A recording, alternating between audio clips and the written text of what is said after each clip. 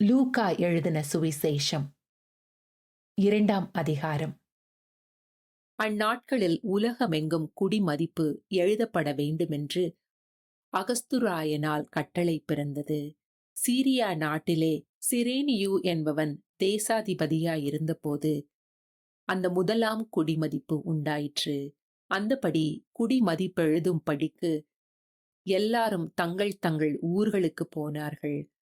அப்பொழுது யோசேப்பும் தான் தாவீதின் வம்சத்தானும் குடும்பத்தானுமாயிருந்தபடியினாலே தனக்கு மனைவியாக நியமிக்கப்பட்டு கர்ப்பவதியான மரியாளுடனே குடிமதிப்பெழுதப்படும்படி கலிலேயா நாட்டிலுள்ள நாசரேத்தூரிலிருந்து யூதேயா நாட்டிலுள்ள பெத்லகேம் என்னும் தாவீதின் ஊருக்கு போனான். அவ்விடத்திலே அவர்கள் இருக்கையில் அவளுக்கு பிரசவ காலம் நேரிட்டது. அவள் தன் முதற் பேரான குமாரனை பெற்று சத்திரத்திலே அவர்களுக்கு இடமில்லாதிருந்தபடியினால் பிள்ளையை துணிகளில் சுற்றி முன்னணையில் கிடத்தினாள். அப்பொழுது அந்த நாட்டிலே மேய்ப்பவர்கள் வயல்வெளியில் தங்கி ராத்திரியிலே தங்கள் மந்தையை காத்து கொண்டிருந்தார்கள்.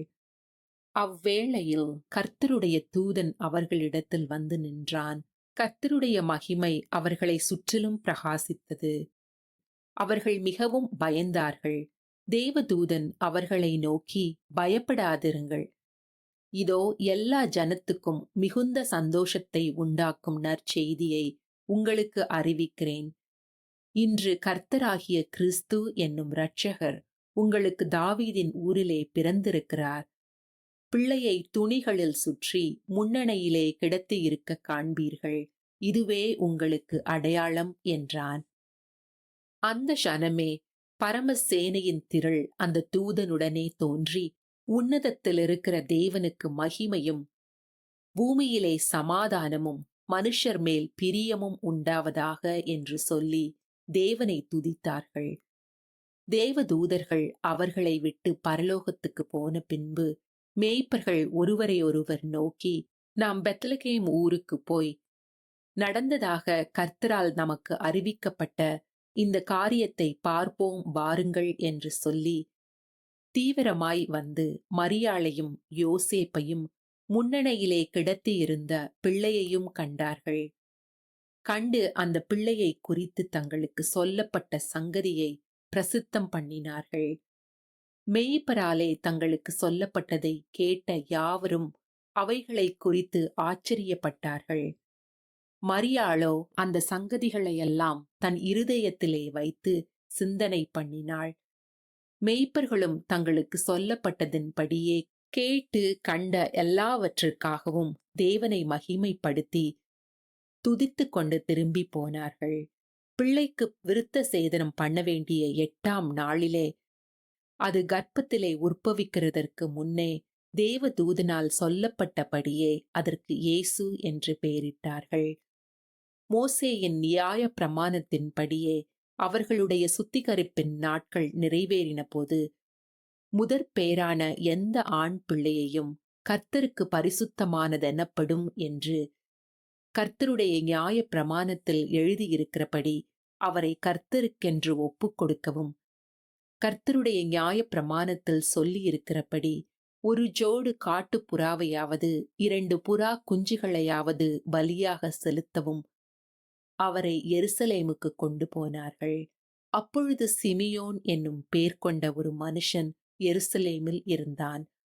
அவன் நீதியும் தேவ பக்தியும் உள்ளவனாயும் இஸ்ரவேலின் ஆறுதல் வர காத்திருக்கிறவனாயும் இருந்தான். அவன் மேல் பரிசுத்த ஆவி இருந்தார்.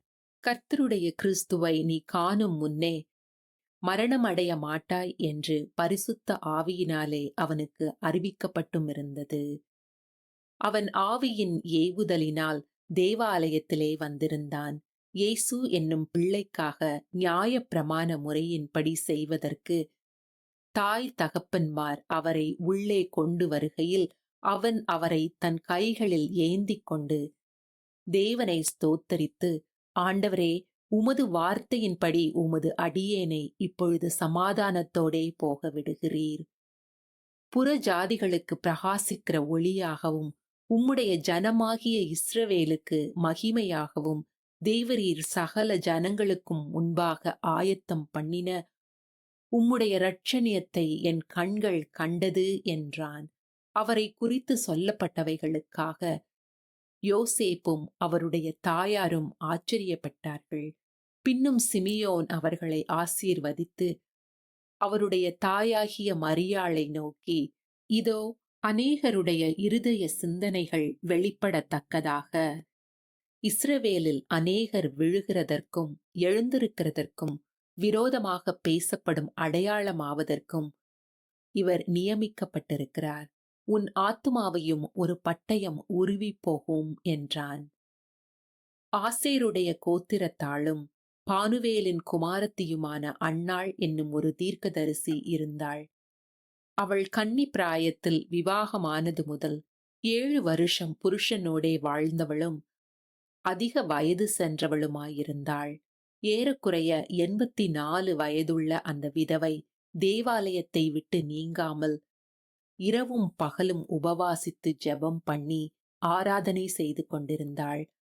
அவளும் அந்நேரத்திலே வந்து நின்று கர்த்தரை புகழ்ந்து எருசலேமிலே மீட்புண்டாக காத்திருந்த யாவருக்கும் அவரை குறித்து பேசினாள். கர்த்தருடைய நியாயப் பிரமாணத்தின்படி சகலத்தையும் அவர்கள் செய்து முடித்த பின்பு கலிலேயா நாட்டிலுள்ள தங்கள் ஊராகிய நாசரேத்துக்கு திரும்பி போனார்கள். பிள்ளை வளர்ந்து ஆவியிலே பலன் கொண்டு ஞானத்தினால் நிறைந்தது.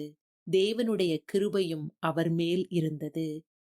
அவருடைய தாய் தகப்பன்மார் வருஷந்தோறும் பஸ்கா பண்டிகையில் எருசலேமுக்கு போவார்கள்.